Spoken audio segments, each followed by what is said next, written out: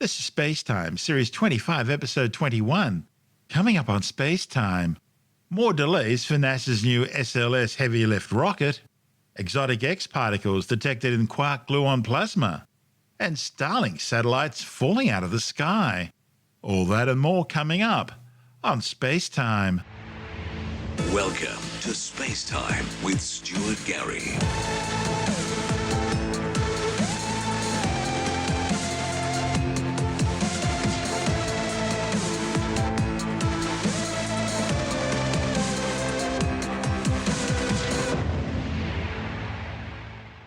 The long-delayed maiden flight of NASA's new heavy-lift SLS Moon rocket's been postponed again, now possibly slipping back to April or May.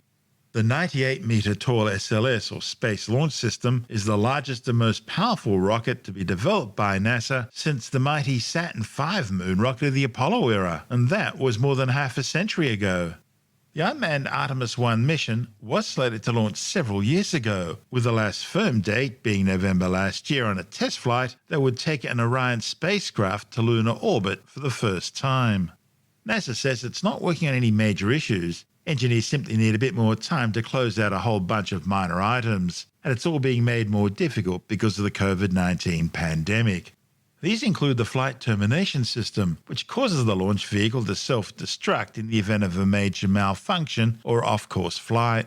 Still, the problems need to be worked on and resolved before the new bird can fly. Late last year, NASA identified a minor glitch with an onboard controller on the number 4 first-stage RS-25 main engine, which was failing to power up consistently during tests. That control has now been replaced, and all 4 main engine controllers are now performing nominally under test. The engine controllers act as the brains for each of the former Space Shuttle RS-25 engines that will propel the SLS into orbit. They'll provide the precision control of the engines and diagnose any problems. With its 4 main engines and twin strap-on solid rocket boosters, the first stage of the SLS will generate some 39.1 meganewtons. That's 8.8 million pounds of thrust, and that's 15% more than the mighty Saturn V. Now, if the unmanned Artemis 1 mission goes to plan, then Artemis 2 will carry the first humans on an extended flight around the Moon, most likely in 2024. And that would then clear the way for Artemis 3 to return humans to the lunar surface in 2025. But before all that can happen, NASA need to complete their test verification schedule. Still to come is the SLS launch dress rehearsal. That'll involve moving the giant SLS rocket and its Orion capsule on a crawler transporter from the Vehicle Assembly Building at the Kennedy Space Center to Launch Complex 39B. That'll be followed by a full fueling of the rocket on the launch pad and initiation of the entire launch sequence other than the actual ignition and liftoff itself. Meanwhile, assembly of the SLS rocket for the Artemis 2 mission is progressing well, and the manufacture and testing of components for the Artemis 3 and Artemis 4 missions has also commenced. The Artemis 2 SLS interim cryogenic propulsion stage, actually a modified United Launch Alliance Delta cryogenic second stage, is now finishing final preparations at the United Launch Alliance and Boeing facilities at the Cape Canaveral Space Force Base, which incorporates the Kennedy Space Center. Segments of the Artemis 3 SLS are under construction at the United Launch Alliance's plant in Alabama, with both solid rocket boosters and RS-25 main engines for both the Artemis 2 and Artemis 3 rockets now in the final stages of assembly.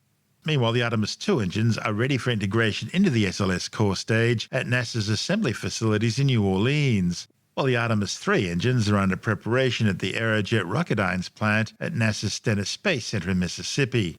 While all that's going on, Northrop Grumman have completed casting solid rocket booster motor segments for both the Artemis 2 and Artemis 3 missions at their Utah plant, and they've now started work on segments for Artemis 4. The solid rocket boosters used on the SLS are exactly the same as those developed for the Space Shuttle, only longer.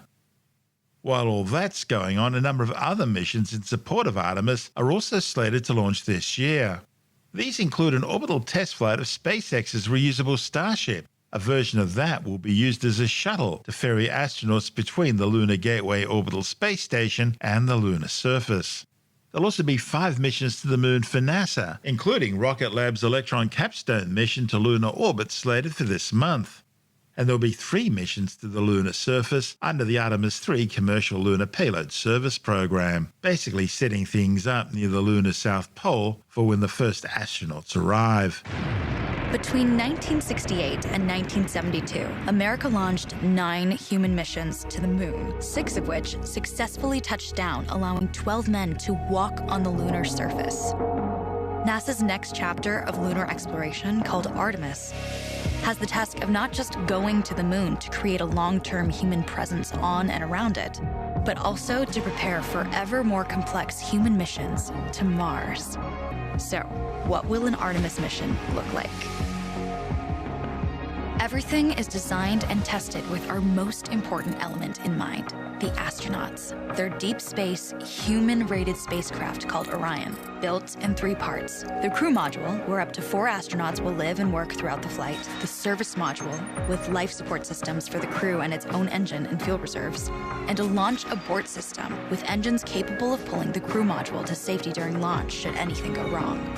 To accomplish the task of launching our crew and heavy payloads, NASA is building the Space Launch System, comprising of a cargo hold, an exploration upper stage, a massive core stage, and 2 extended solid rocket boosters. Altogether, this is the world's most powerful rocket, and it exceeds the legendary Saturn V of the Apollo era in numerous ways. Sitting on the launch pad, the entire rocket, fully fueled, weighs just over 6 million pounds, 5.2 million of which is just the fuel. Once ignited, there is no stopping what comes next. All 4 RS-25 engines and the 2 solid rocket boosters come to life, thundering our crew upwards. 2 minutes after ignition, the solid rocket boosters are spent and released. 8 minutes after launch, the core stage is depleted and separated. The upper stage fires briefly, placing Orion into a parking orbit around the Earth. Here, the crew reconfigure the spacecraft and check systems to confirm everything is ready for deep space travel. With a go from mission control, the crew reignite the exploration upper stage engines to leave Earth entirely. The exact timing of this maneuver is critical to reach a speed that can escape Earth's gravitational pull, but also put Orion on a course that will intersect the moon days later. Once this burn is complete, the upper stage of the SLS is jettisoned and the crew aboard Orion coast for several days toward all that awaits them at the moon. Approaching the moon, we see the fundamental differences between Artemis and Apollo. Instead of requiring Orion to serve as an expendable lunar command module or to carry a constrained lunar lander, the Artemis missions will take advantage of a different approach: pre-staging. Everything needed for lunar missions will be positioned in advance by commercial and international partners. This includes rovers, science experiments, and human-rated systems on the surface. But it also includes a dedicated lunar station in orbit around the moon called Gateway. Here at this station, we can pre-stage a robust lunar lander and establish a strong communications relay. Designed with open standards, the Gateway can be expanded as new missions and partnerships develop, allowing multiple human missions on the moon at the same time and enabling ongoing science to be conducted even between human missions. The Gateway is also capable of adjusting its orbit to allow access to every part of the moon, something the Apollo missions could not do. But the real key in this approach is placing Gateway in a unique halo orbit to perfect the maneuvers needed for Mars missions. And with the growing list of commercial and international opportunities, Gateway is the ideal hub between Earth and all that lies beyond. Returning to our crew as they approach Gateway, the Orion must match the elliptical orbit of the station in order to successfully dock. Once on board, pre-selected crew members transfer to the lunar lander, while those assigned to Gateway remain on station.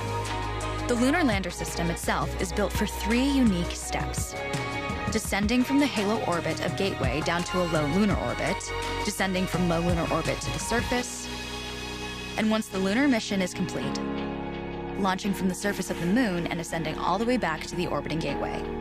Once back aboard the Orion spacecraft and undocked from Gateway, the crew fire their engine once to break out of the halo orbit, and once again to sling the spacecraft around the moon, placing it on a multi-day trajectory back towards Earth.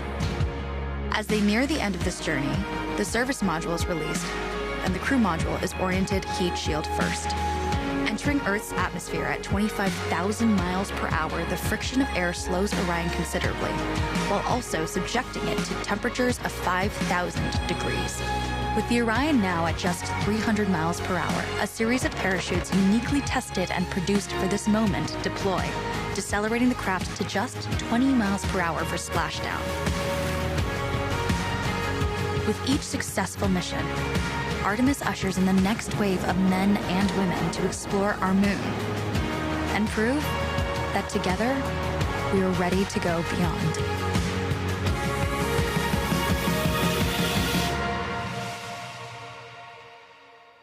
But NASA and its partners aren't the only ones looking at going to the moon this year. India plans to go back to the moon with a lunar rover around mid-year. Japan has planned its own lunar rover mission for later this year. South Korea is looking at a mission to the moon in August. And Russia is planning its own moon mission this year. All in all, a busy time as we go back to the moon. This is SpaceTime. Still to come. Physicists may have identified an exotic X particle in quark-gluon plasma, and Starlink satellites are falling out of the sky. All that and more still to come on SpaceTime.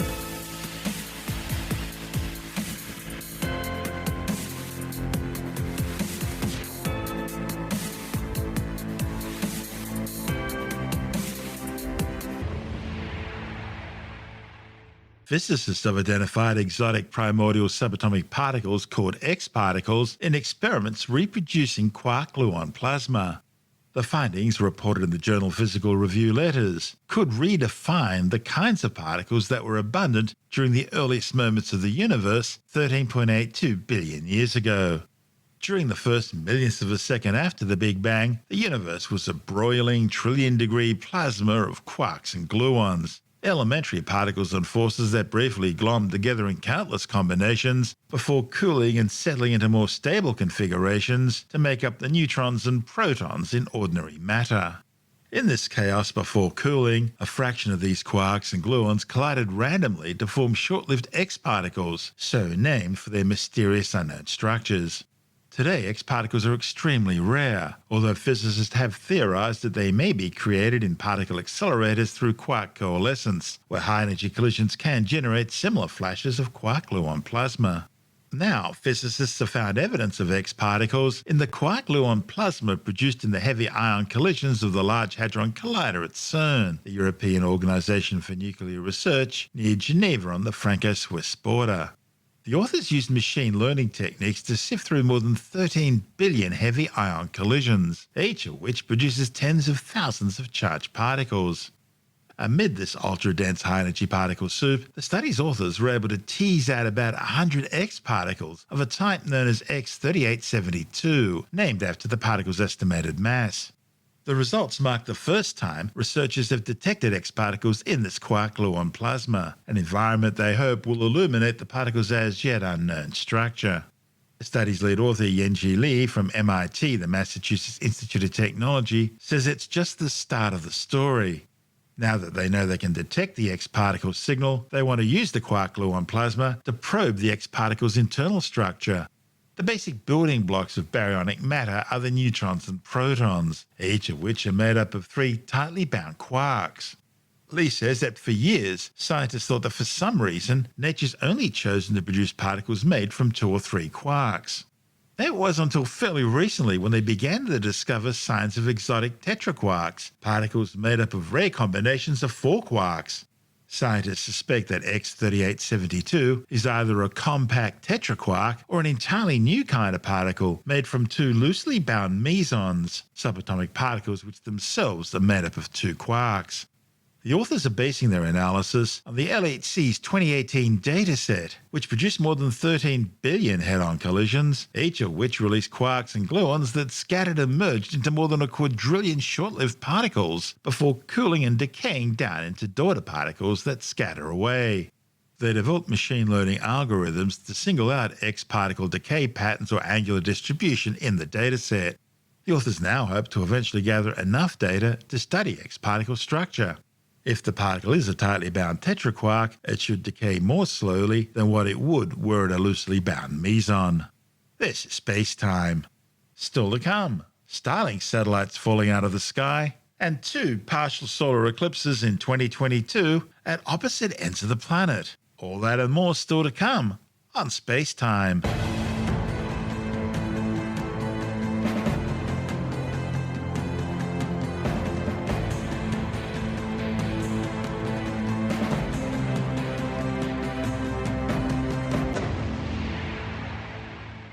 to 40 of SpaceX's latest launch of Starlink satellites are tumbling out of control and burning up as they re-enter the atmosphere because of a solar storm. The geomagnetic storm generated by solar flare and coronal mass ejection activity on the Sun caused the Earth's atmosphere to expand, increasing orbital drag on the spacecraft, which at the time were in a low 210-kilometre high parking orbit following their deployment after launch.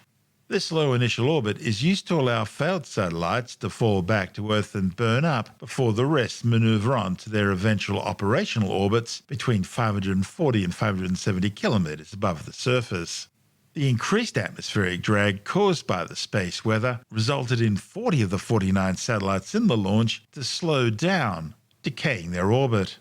Mission managers tried to save the 260-kilogram spacecraft by placing them into protective safe mode and then flying them edge-on to reduce drag, but only 9 could be saved. The satellites were part of SpaceX's Starlink 47 launch, which had taken off a day earlier aboard a Falcon 9 rocket from Pad 39A at the Kennedy Space Center in Florida. The mission, which was SpaceX's third launch in 4 days, had already been delayed by a week because of problems with earlier flights. SpaceX has already launched more than 2,000 Starlink satellites and plans to eventually have a constellation containing more than 30,000 spacecraft. Each Starlink satellite is equipped with Ku, Ka and E-band phased array antennas to provide broadband internet telecommunications. The Starlink project has come under intense criticism from astronomers because of the interference that satellites cause to important scientific research. The problem is now so serious, the International Astronomical Union has set up a Centre for the Protection of Dark Skies to deal with the issue. This is SpaceTime. Still to come, 2022 to feature 2 partial solar eclipses at opposite ends of the planet, and later in the science report, a new study claiming increasing your sleep may help you lose weight. All that and more still to come on SpaceTime.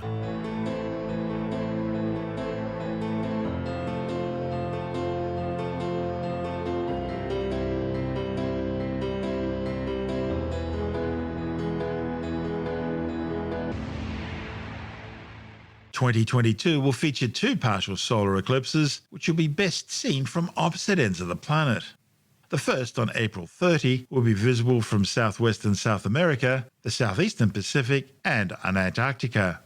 It'll be preceded by a total lunar eclipse on May the 15th and 16th, which will be on display across Africa, southwestern Europe, and Southeast Asia, as well as much of North America, all of South America and the Atlantic, most of the Pacific, part of the Indian Ocean, and across Antarctica. This year's second partial solar eclipse will take place on October the 25th, and it'll be visible across Europe, southwestern Asia, and northeastern Africa. It'll be followed on November the 7th and 8th by a total lunar eclipse, which will be visible across Australia, Asia, North America, the Arctic, northeastern Europe, and part of Antarctica, as well as the Atlantic, eastern Indian, and Pacific northwestern oceans. A solar eclipse happens when the Moon's orbit lines up so that it passes directly between the Earth and the Sun. Now, usually the Moon's orbit around the Earth is inclined by about 5 degrees compared to Earth's orbit around the Sun, so normally the Moon's orbit appears to cross the sky slightly above or below the path of the Sun.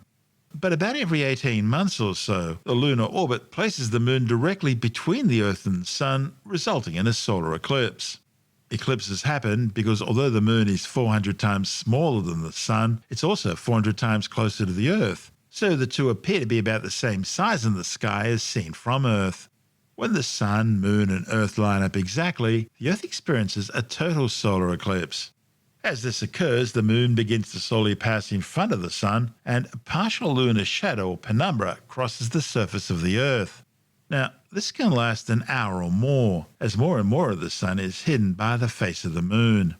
Then, just before totality occurs, the crescent sun converges into a single brilliant white diamond of sunlight as the last bits of the Sun's bright disk shines along the edge of the Moon, and the first glimpses of the faint corona create a ring around the Moon, an effect known as the diamond ring.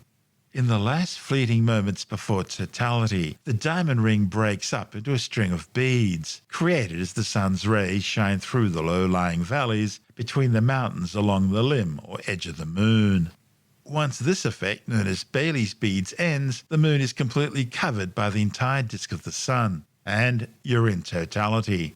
During totality, the darkest part of the moon's shadow, the umbra, crosses the Earth's surface. Now, people along the path of totality will get a total solar eclipse.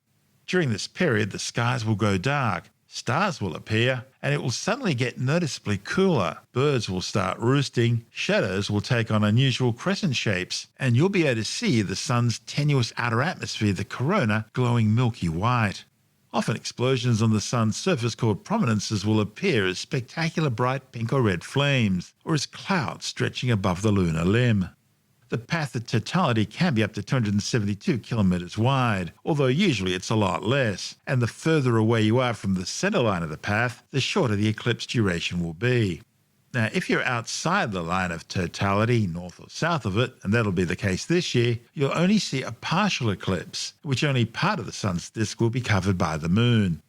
The amount of time the sun's completely covered by the moon can range from just a few seconds to as much as 7.5 minutes, depending on the particular orbital position. The reason each total eclipse is only visible over a small part of the Earth is because the moon's shadow is relatively small when it falls on the Earth. On average, the moon orbits the Earth at a distance of around 384,400 kilometres. But the moon's orbit around the Earth isn't perfectly circular, it's slightly elliptical, meaning one part of the orbit is a bit closer to the Earth, about 357,000 kilometres, that's known as perigee, and another part of the orbit is a bit further away, around 406,000 kilometres, that's called apogee. And when the moon's orbit takes it a bit further away, the moon looks a bit smaller in the sky. And if that just happens to coincide with a solar eclipse, it doesn't cover the entire face of the moon.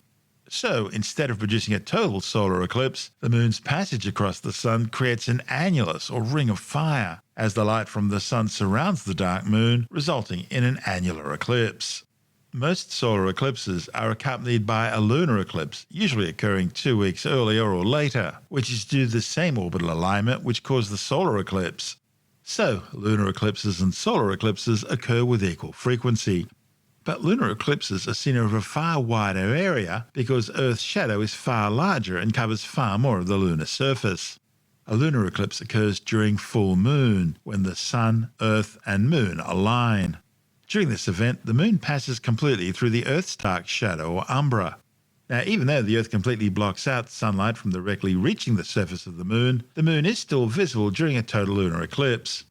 You'll see the moon get gradually darker and then take on a pinky or even rusty red colour as light from the sun reflects through the Earth's atmosphere and undergoes what we call Rayleigh scattering, leaving only the longer wavelengths, as all the Earth's sunsets and sunrises appear to happen at once to indirectly reflect onto the lunar surface.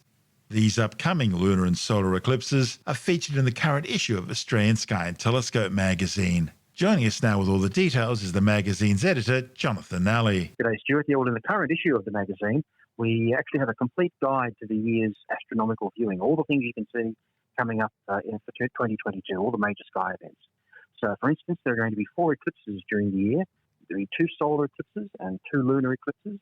Whether you see any of these eclipses or not depends entirely upon where you live in the world, because with solar eclipses you have to be really in the right spot. Well, you have to be in exactly the right spot or along a narrow line across the Earth if you want to see the totality of an eclipse, assuming it's a total eclipse. And if you're outside that area, you'll see a partial eclipse. But if you're way outside the area, you won't see any eclipse. On the other hand, with a lunar eclipse, as long as you're on the side of the Earth that happens to be pointed towards the moon at that time, and you can be anywhere on the side of the Earth that's pointed towards the moon at that time, when the moon goes into eclipse, you will see it. Okay, so that they're very, very easy in that sense. That said, sometimes the moon goes into eclipse just as it's setting in the west, so you miss it, or it can be halfway through the eclipse by the time it rises in the east and you miss the first bit. So it all depends on where you live and what the timing is and that sort of thing. But at least we've got 2 solar and 2 lunar eclipses coming up this year. Is that unusual? Is that what we normally get in a year, 2 of these events? I say 2 of these events because we normally have lunar eclipses 2 weeks before or 2 weeks after a solar eclipse. Yeah, look, it varies from year to year. 2 solar and 2 lunar is a sort of an average. It's an average sort of year. Some years you don't get as many, and particularly for any particular location. Some locations you can miss out. For instance, there might be a total lunar eclipse predicted or that it's going to happen during a particular year. But because you're on the wrong side of the Earth, you miss out. And sometimes you miss out the following year too. Sometimes it takes a couple of years for things to come around again where you get the right circumstances for your location to see any particular kind of eclipse. So for instance, here in Australia, the next solar eclipse, or total solar eclipse that we get, will be 2023, and it's just going to just clip the edge by a matter of kilometres of the northwest pointy bit of the Australian continent, and everywhere else is going to miss out in Australia. So you've got to be in that right spot, right there on the coastline, to get this eclipse in 2023. After that, there's nothing until 2028 for Australia. So it's going to be a beauty, because that's going to sweep right across the continent and go right over the top of Sydney. Now, another thing to watch for is going to be 4 planets in a row in the morning sky. This will be on the morning of February the 28th. If you go out and have a look before sunrise, you'll see Saturn, Mercury, Venus, and Mars all in a nice line in the sky, which should look pretty spectacular. Only a month or so later, on April the 5th, you'll have Mars and Saturn will appear really, really close together in the night sky. The two planets, they're a long way apart in space terms, of course, and that's many, many millions of kilometres, but they'll appear to be very close together on the sky. That should make for a magnificent sight. And the following month, on May the 1st, you're going to have Jupiter and Venus, the two brightest of the naked eye planets, and they're going to be extremely close together. They'll look like they're sitting right on top of each other. That's Jonathan Alley, the editor of Australian Sky and Telescope magazine. And don't forget, if you're having trouble getting your copy of Australian Sky and Telescope magazine from your usual retailer because of the current lockdown and travel restrictions, you can always get a print or digital subscription and have the magazine delivered directly to your letterbox or inbox. Subscribing's easy. Just go to skyandtelescope.com.au. That's skyandtelescope.com.au, and you'll never be left in the dark again. This is Space Time.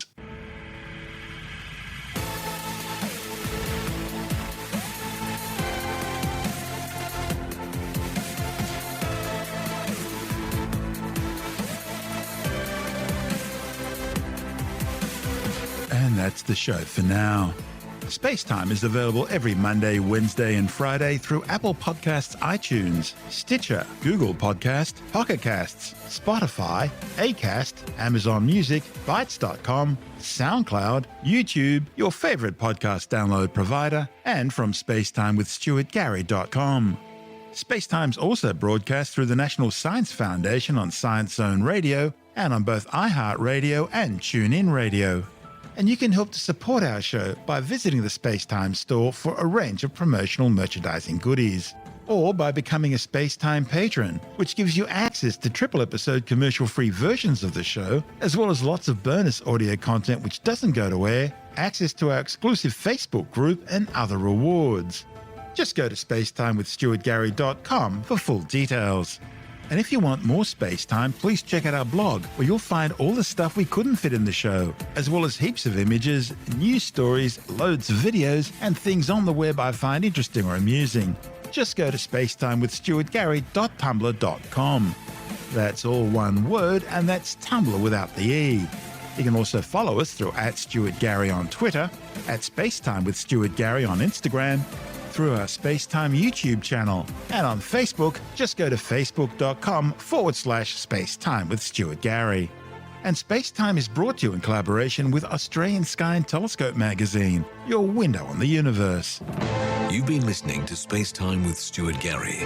This has been another quality podcast production from Bytes.com.